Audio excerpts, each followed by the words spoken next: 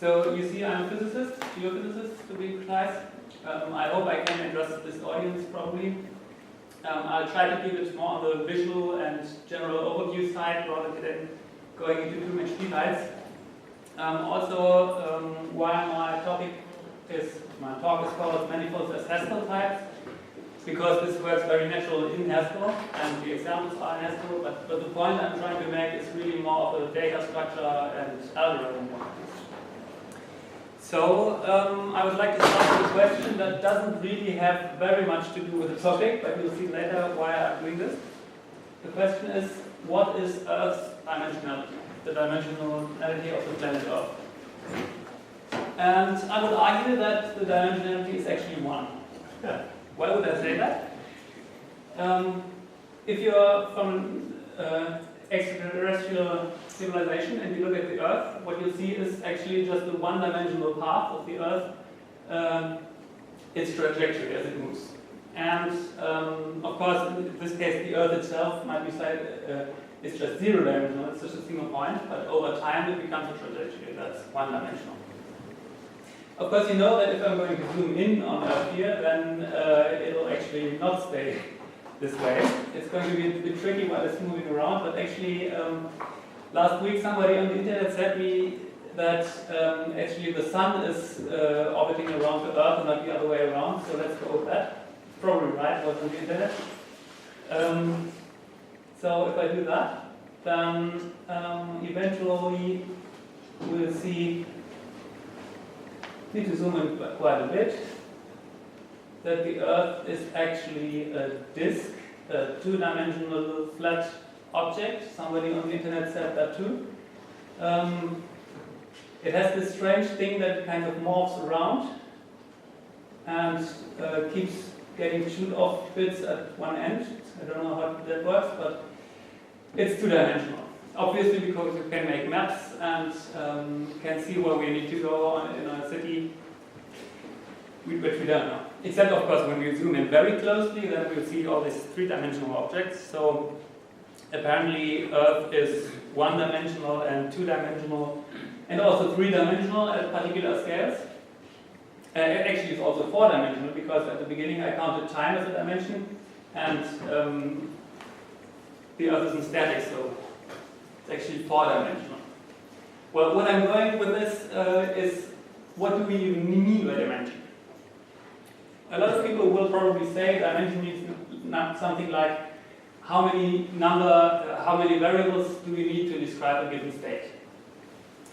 Where really by variable we should better say scalar, because we could also treat a single vector as like one variable, but clearly not everything is one-dimensional, not even Earth. So, for instance, three-dimensional space that we are used to can be described obviously by three variables, three real numbers in this case. In this talk, I'm always going to just associate the real numbers with the type double. I'm not going to discuss this here, although there are of course reasons to do it. Now, for the Earth, which is of course not flat, although actually there is a good post on the internet that argues that the Earth could be called flat by Bartosz Milewski. So it's most people who say this are stupid, but there are also arguments for it. What the Earth actually is spherical, and indeed we can describe a sphere with two variables. This is the spherical polar coordinates description. But there are some problems with this. For one thing, these variables don't really have all the range of the real numbers, but they're limited. This theta basically just goes from 0 to 180 degrees, or pi if you use radians. But this isn't so much of a problem. We could basically just use a type that's restricted to this range. But that doesn't solve the perhaps worst problem, namely that at the poles, it all kind of breaks down. So everywhere in the sphere we can use this description pretty well and get to every point with a theta and a phi variable.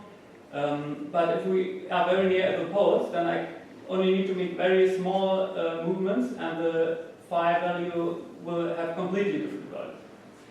And this is not only a theoretical problem. I mean, perhaps the easiest way to see this, if you, oh, that didn't work. I wanted to show you how, oh yes, it doesn't seem to work. If you look in Google Earth at the pole, it's a bit faint, but you will see that it actually has some strange artifacts going on there. Of course, this could be fixed by Google if they cared about it, but the worst problem is when you're actually doing some physical simulations, which we do in the group I'm working in, and you want to describe, for instance, the magnetic field of the Earth at the surface, and want to use these spherical coordinates. But outside of the Earth, you want to have a three-dimensional description in Cartesian coordinates, and it doesn't really work together, because in particular at the poles, you always get factors where, for instance, you have a 1 by sine theta or something, which then diverges. So that's a bit problematic. But still, Earth is in a pretty good sense two-dimensional, as we saw. In most of the range, it works just fine. So it's actually locally two-dimensional, but it's not globally two-dimensional vector space. And that's the idea of a manifold. A manifold is first of all a topological space. Topological basically means we have a notion of which points are nearby and what it means to rip the space apart, kind of continuity sense. And this space can be covered with a set of charts. Each of these charts is homeomorphic to an open ball in a vector space. Homeomorphic means basically that we can deform it without tearing it in any way. So, no, hang on.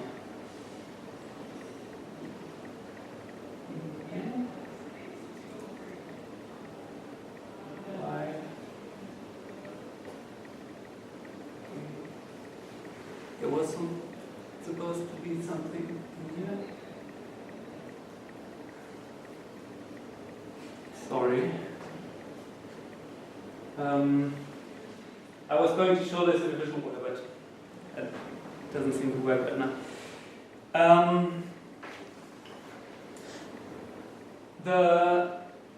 This is the way it's usually defined, a manifold. And this works pretty well. You can obviously use maps to describe, for instance, Earth, and each of these maps don't have any problems with the poles or anything. However, it's a bit difficult to keep track of all these different charts and which point is in which chart and how to actually transform between it. I don't think it can be done. There was actually a very nice work by Justus Sagemüller, if you saw that, who used this for automatic differentiation and did it with these charts. So this is kind of a good thing to do, but I was too impatient when I tried it, and was a lot of stuff to do, and I asked myself the question, why do we actually need these charts? I mean, if we're in a vector space, we might be able to describe the points again with 3 variables, but in my opinion, numbers aren't really that interesting. We actually want to describe problem maths. And so I would like to revisit what vectors even mean. Mathematically speaking, a vector is not really an array of numbers, but, well, it's an element of a vector space, that doesn't tell us anything. A vector space is basically characterized by these addition and scalar multiplication operations, which you all know how to behave. They can be seen quite geometrically. Basically, addition is you take one vector and then combine it with another vector. It doesn't require any coordinate representation. And because we have in Haskell these nice type classes where we can actually express mathematical concepts in the way they are mathematical, this is possible to do with the type class. Here we have some axioms, so basically the addition is supposed to be associative and also commutative, and the scalar multiplication is supposed to distribute. This type class has been around for a long while by Colonel Elliott.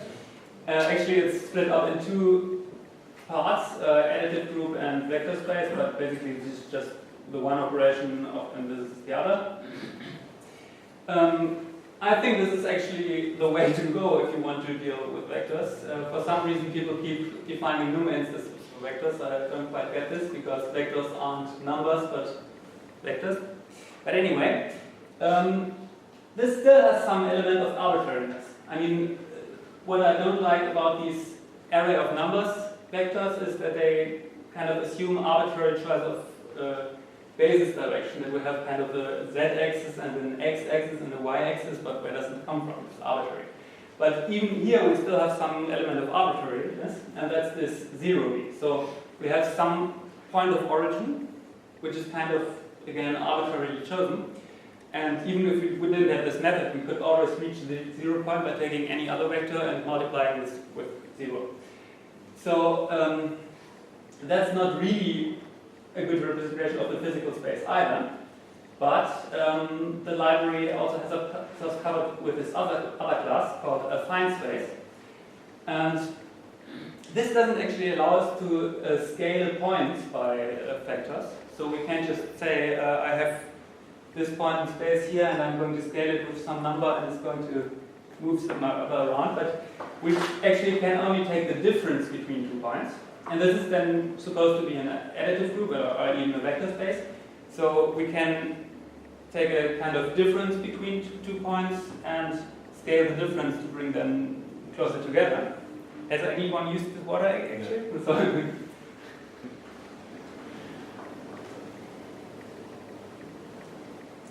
So that's kind of nicer. Now, one way to look at this affine space is to say it's kind of a local vector space. So if we pick any origin in the space, then we can treat the entire space as a vector space around that point.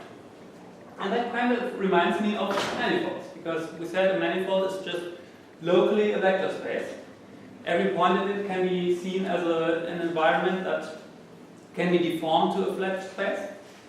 And therefore I thought, what if we just call this a bit different? I call it pseudo-affine.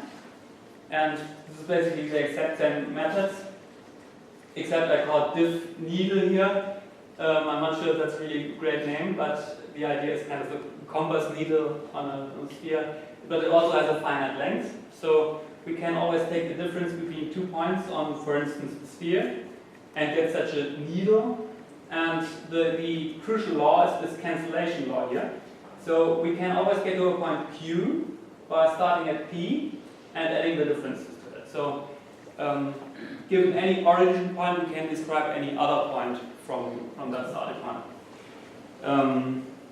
But we do not have an associativity class. So in the case of the affine space, we also have this law that summing two vectors and putting that to a point is the same as summing the individual vectors to the point one by one.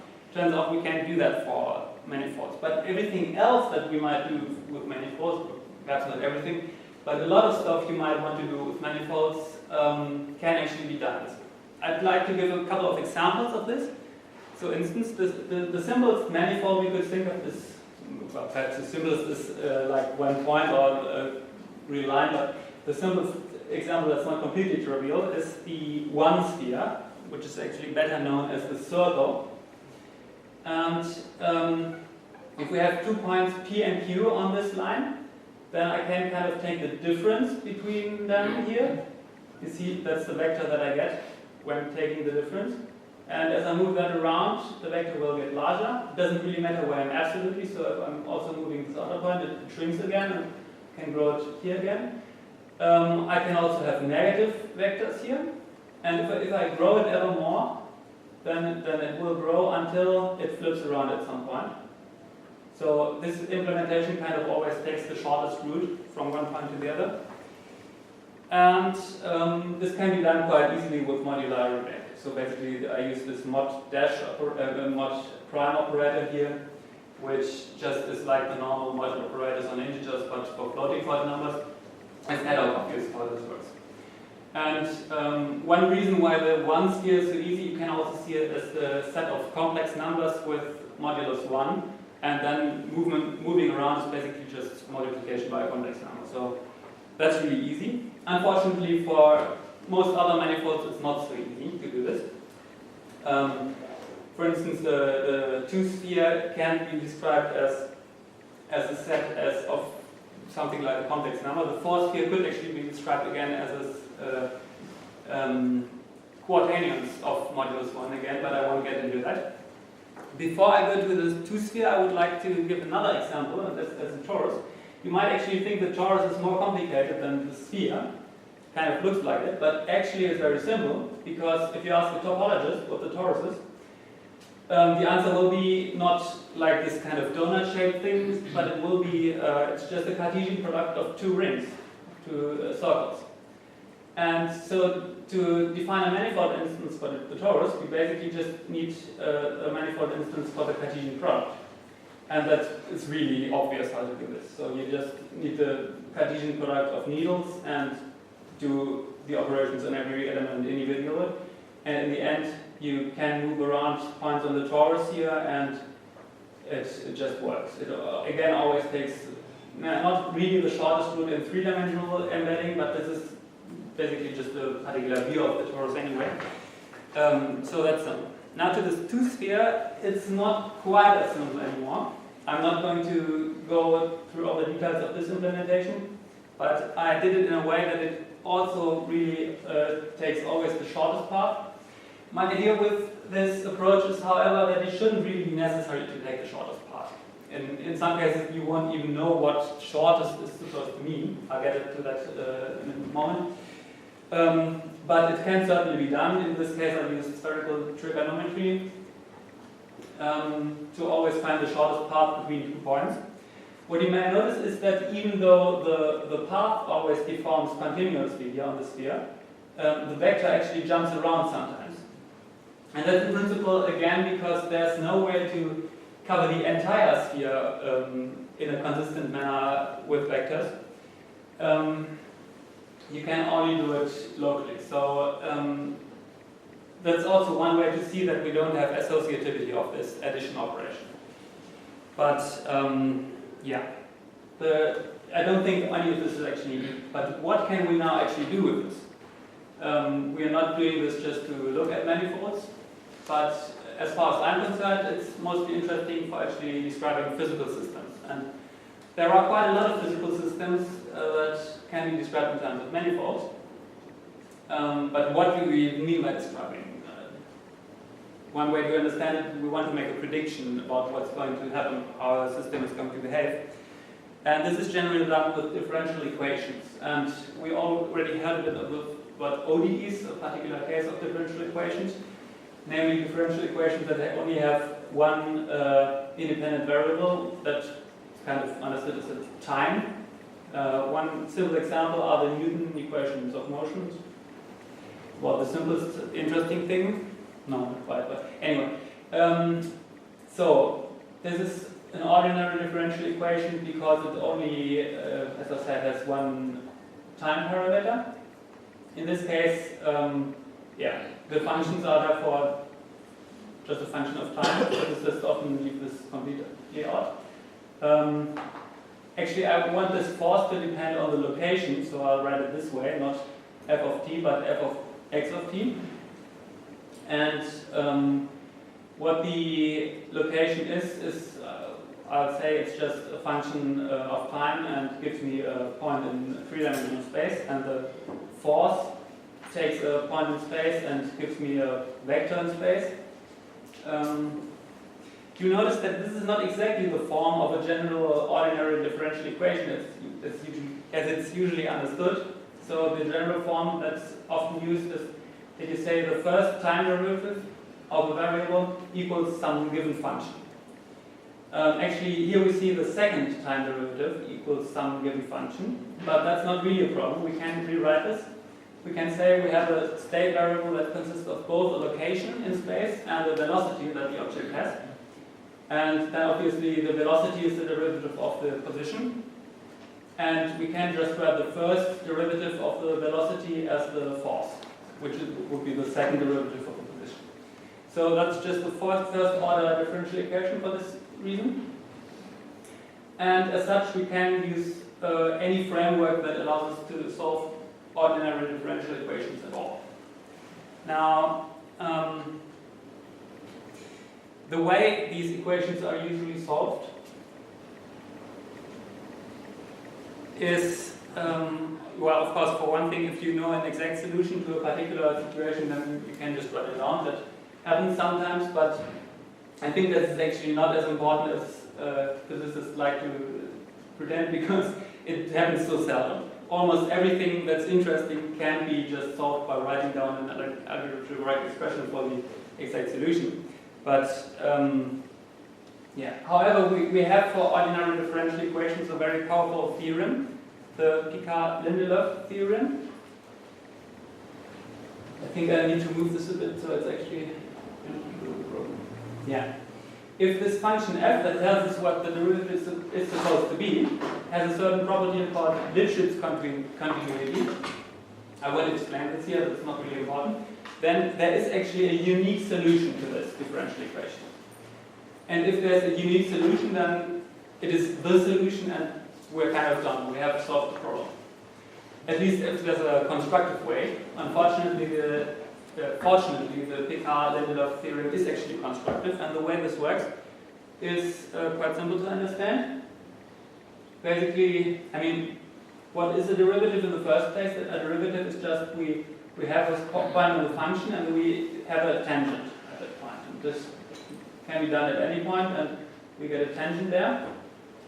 The thing with the tangent is that if we zoom in very closely around that point, then the function becomes extremely similar to the tangent itself.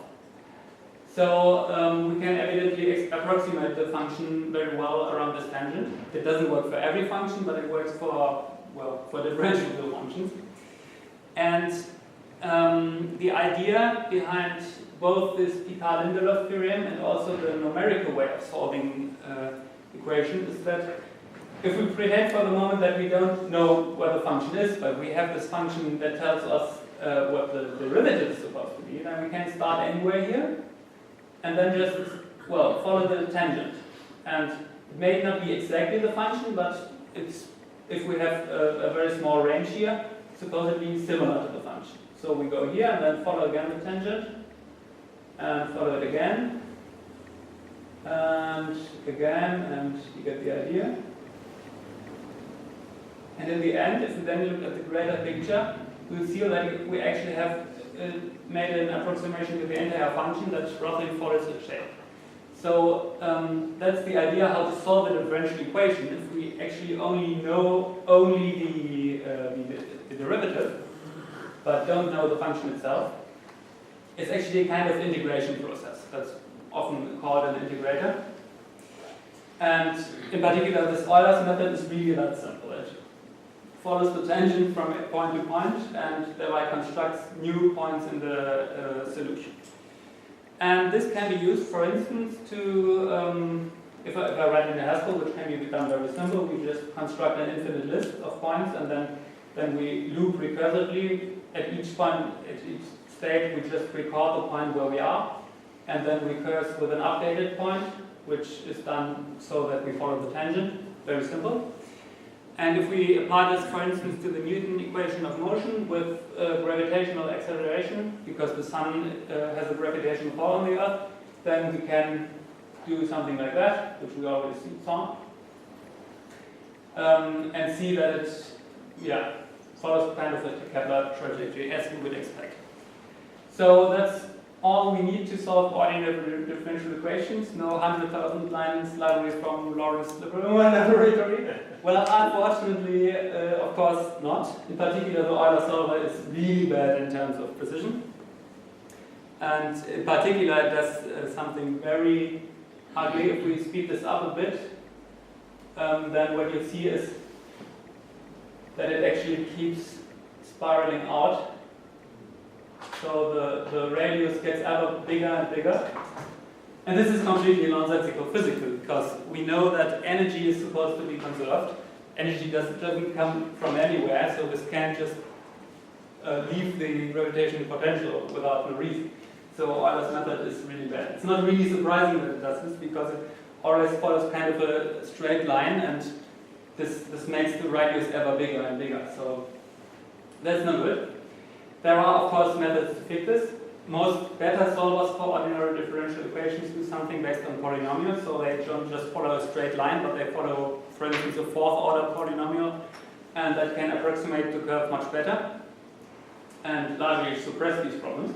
But on the other hand, we might ask ourselves, why do we even allow it to change the energy at all? I mean, conservation of energy is extremely fundamental, so if we set this up properly, then it shouldn't be possible to change the energy at all.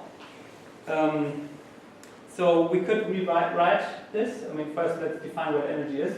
It's potential energy plus kinetic energy. Potential energy in this case just depends on how far we are from the sun. So it's the absolute of the position. Position is in this case actually a vector and relative to the sun. So we can take the absolute distance to that. And kinetic energy is just this, which you surely know. And the point is that if energy is supposed to be constant, and we are already developing the position, then this isn't really able to vary in arbitrary ways. We can split it up in this way, so we have kind of the direction of the velocity and the absolute of the velocity. And this absolute is completely fixed. So we don't really need to evolve this at all. We only need to evolve the direction of the velocity. Now, what is a direction? It can be zero. It's basically a vector that must have the length of 1. And what is the space of vectors that has length 1? The sphere. So basically, to develop this in a way that conserves energy, we need to have a variable that's not a vector at all. It's a point on the sphere. And as I said, the sphere is not a vector space, but it is a manifold. So what would be nice if we had a way to solve these ordinary differential equations not on vector spaces, as we had before, but actually on manifolds, in particular on these pseudo-affine spaces, as I call them. And this can be done extremely easy. I basically don't need to change anything except call the operators different because I had them different in the class. And if I actually do this in Haskell and run it, then you see it works very nicely. It's a nice ellipse, kind of. Not really. Does it preserve energy, by the way? Does it preserve energy? No. Actually, this really is just a bug. I found this so nice that I wanted to show it to you. I think this is the nicest bug I've ever seen. It actually buzzes around in the room. Yeah. Now, if you actually do it properly, then the result will look like this. And you see that it keeps always the same distance. So that works. And just reiterating that point, this does preserve the energy. Yes, yes. But by construction. I mean, it can't possibly change the energy because it's very cool.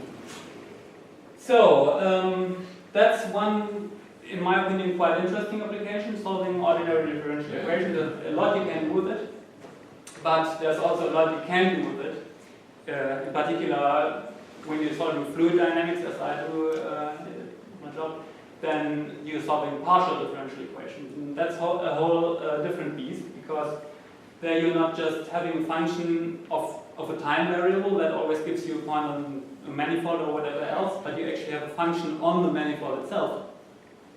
And the question becomes, how can I probably describe such functions that are defined on the manifold?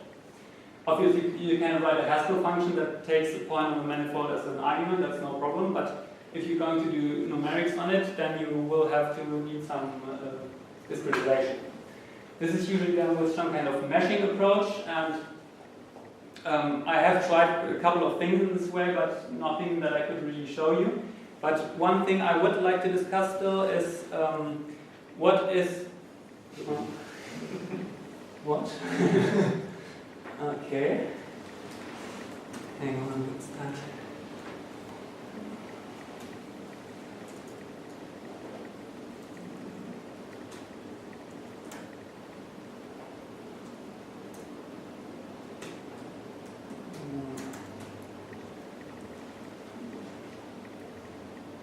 No, of course not.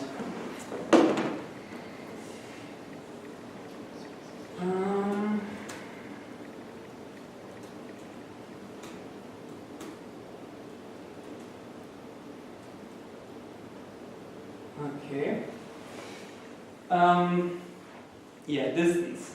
Of course, in a vector space, when we say distance, we usually mean this. And in particular, if you have a coordinate representation of the points, then you take the difference in every dimension and just take the square root of the summed squares of the individual distance. But we kind of know what distance is between points in a vector space. Actually, this doesn't work for all vector spaces, but I won't go into that. On a manifold, it would be kind of an obvious approach to take the length of the needles between two points. So I have this class method that gives me a kind of connecting line between 2 points. It should be possible to take kind of the length of that. Well, it is kind of, if you have a notion of lengths of these vectors, and there's also a class in the vector spaces packages for that. That's inner space. It does actually more than just length. It gives you the scalar product.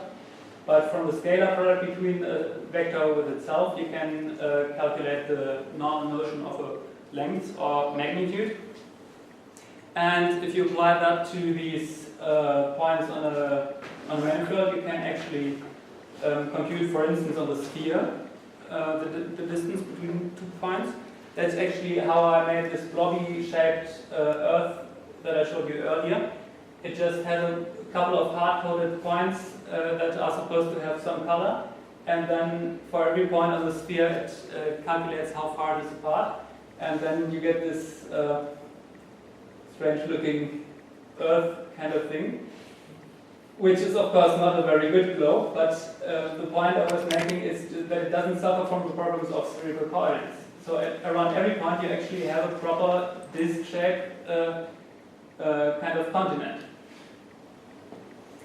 So I think that's not too bad, but I'm afraid this approach won't work on every manifold, because I actually had to take some care even on the simple 2-sphere to ensure that these needles actually correspond to distances. I rather don't think this is easily possible for every manifold. However, what I think should be possible is to define a separate class that will allow me to calculate the distance as a so-called metric. So if around any point will tell me how to compute the distance of that particular vector around the point. So I don't have a global scalar product that always works anymore, but for every point I define it. Mathematicians call this a Riemannian manifold.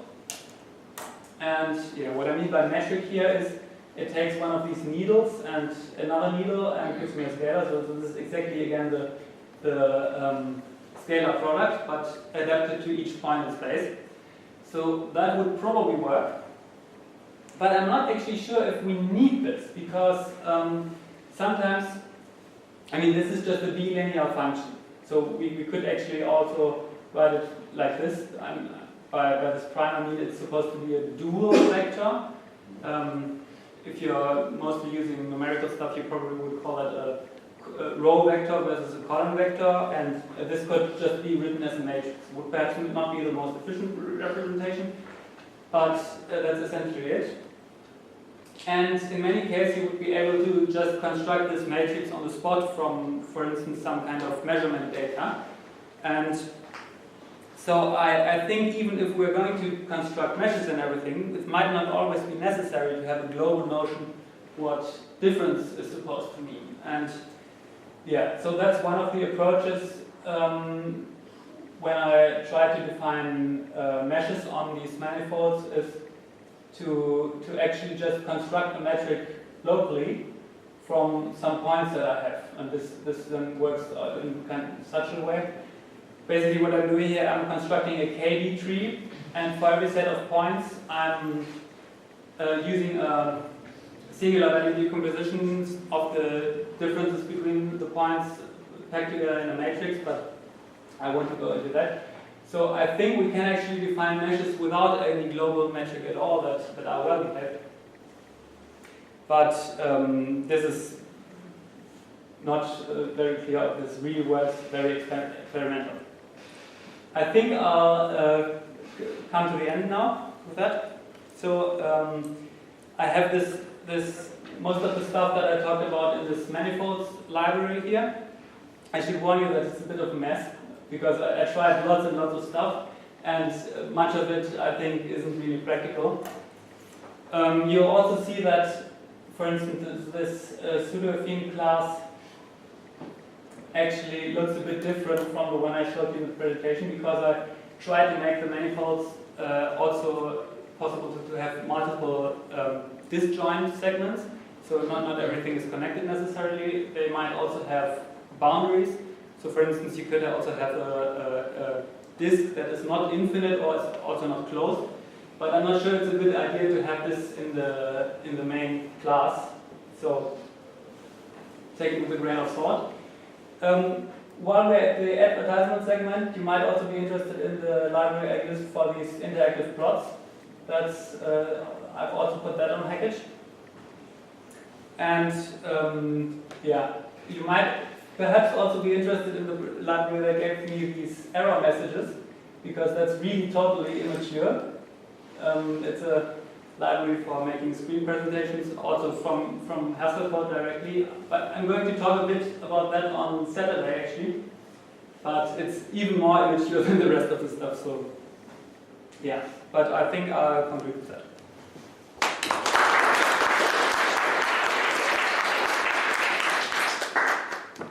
Questions? Questions of which other manifolds did you try to experiment with? You said the 1 sphere, 2 sphere, and what else? Yeah, one I find quite interesting is the projective plane. So kind of the set of all lines in space, but you don't care in which directions are pointing. That's quite interesting. Then I also try to generalize these spheres to just have a sphere that works for any dimension. I'm actually not sure if that works properly, but yeah, I think it did. The way I did this, I basically just, yeah, it's perhaps kind of an obvious thing. We can say the 2-sphere is a submanifold of the 3-dimensional space, so we just take a 3-dimensional vector and we assume it will never be 0, and then you can normalize it to. So that works in any dimension. But it's less efficient. Also, I don't think I have the needles quite as nicely as in this example. What else did I do? I also did, as I said, I also tried working with spaces that have a boundary. One example of that is actually the space of colors, because colors usually are described by RGB tuple, but we can't actually take any real number for the RGB value. So this is basically an example of, yeah, kind of, we could call it a cube. That's often described this way. But I think this is one case where this Riemannian matrix could pay off, because different color values have different differences, kind of perceived how different the colors look. So this could be a useful case where we can assign each point in the color space a different inner product. So we actually are able to generate color tables where everything looks nice, hopefully. But I haven't done that. There are two structures you can put on a manifold. One is the metric, the other is a connection. And yeah, usually you try and make sure the connection and the metric match up, but you don't have to. I mean, rather than making a metric the sort of fundamental thing, have you thought about using a connection as well? I think I have thought about that, but I didn't really understand what it was supposed to do. So, because he talks a lot about connecting two different parts of the manifold, yeah, and that's exactly what. Yeah, what I have done is actually I have packed this needle thing in a fiber bundle, which is I think it's not in this version. So can I maybe give a comment on what you just asked? Yeah. So just by chance, I was educated as a differential geometer Oh, great. 20 years ago, so I remember more or less how it works. So the first thing is what your needles really are, is what the differential geometers or the manifold people call tangent vectors. So these are elements of a vector space that... Not really. I mean, the tangent space is really just an infinitesimal small space around every point. That's what I didn't call it a tangent vector. But basically the tangent bundle is you assign every point a space that's only for infinitesimal small perturbation, but not for somewhere completely different on the space. But the point is, when you did, you see, is take the difference with your of 2 points. That depends on an embedding of that manifold in another space. Otherwise, there is no such a thing as taking the difference. Well, I think it doesn't usually define, but it appears to work. Is yet another thing. A connection defines what differentiation of a vector field means without ending up in an extremely complicated vector bundle. So if you have a vector field and you want to differentiate it, you would end up with a tensor that has 2 variables in it, and a connection actually makes it like differentiating in a vector space, so you get sort of just a linear map. So connection indeed helps you with movement because you can differentiate a vector field once you have a connection. Yeah, but I don't think it gives you immediately a path. Whereas in many manifolds, it's easy to just define what the path is supposed to be right away without first. That's right, because it's just the differential operator. There's no differential equation yet. But with it, and the Riemannian metric, for example, that defines so-called geodesics, which are the paths followed by the Riemannian connection. Yeah, but it's not really efficient. I mean, you first need to solve a differential equation to actually obtain every single geodesic. Actually, I have made a class for geodesics as well in the module. I just gave it a separate type class because I didn't find it practical to actually trace the Riemannian metric across the manifold. You can just define this as one method, which just gives you the geodesic. But I'm not sure if this is really needed, because if I define these needles in the correct way, then they give me the geodesic right away. The needles are not invariant under a good group, because they depend on the embedding. Yeah. And now, not really. I don't talk about embeddings here at all. But how can you take the difference of 2 points? I define it. I define it for every manifold separately. It's not given by the charts or anything, because I don't start with these in the first place. Yeah, it's not so clear to me what it really is, actually. Maybe we can talk about that. I would like to. Great. Okay, let's thank the speaker.